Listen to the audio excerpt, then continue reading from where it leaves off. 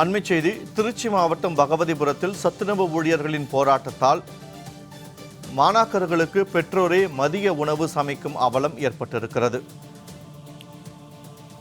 பகவதிபுரத்தில் உள்ள நடுநிலைப் பள்ளியில் உள்ள மாணவ மாணவியருக்கு மதிய உணவை பெற்றோரை சமைக்கும் நிலை ஏற்பட்டிருக்கிறது. அண்மை தகவலாக பார்த்து வருகிறோம்.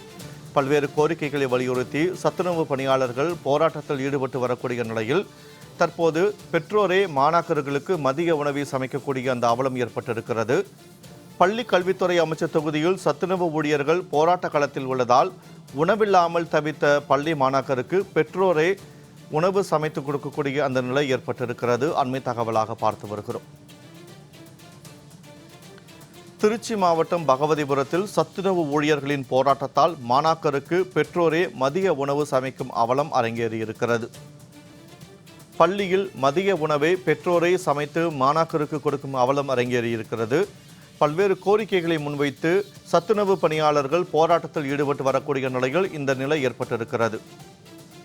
இது தொடர்பான கூடுதல் விவரங்களோடு இணைகிறார் எமது செய்தியாளர் பெரியசாமி.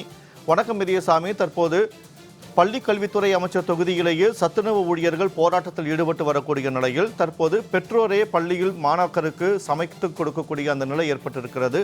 விவரங்களை பதிவு செய்யுங்கள். கண்டிப்பாக.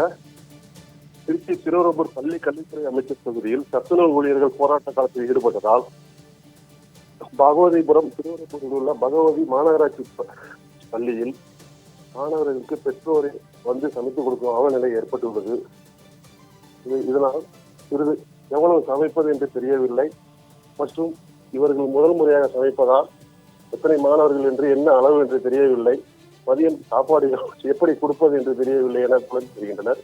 மேலும் போராட்டத்தில் ஈடுபட்டதால் கல்வித்துறை அதிகாரிகள் நீங்கள் எப்படியாவது சமைத்து மாணவர்களுக்கு கொடுங்கள் என்று சொன்னவுடன் தலைமை ஆசிரியர் உடனடியாக இந்த ஏற்பாடு செய்ததால் மிகவும் மாணவர்கள் இன்று அவதிக்குள்ளாகினர்.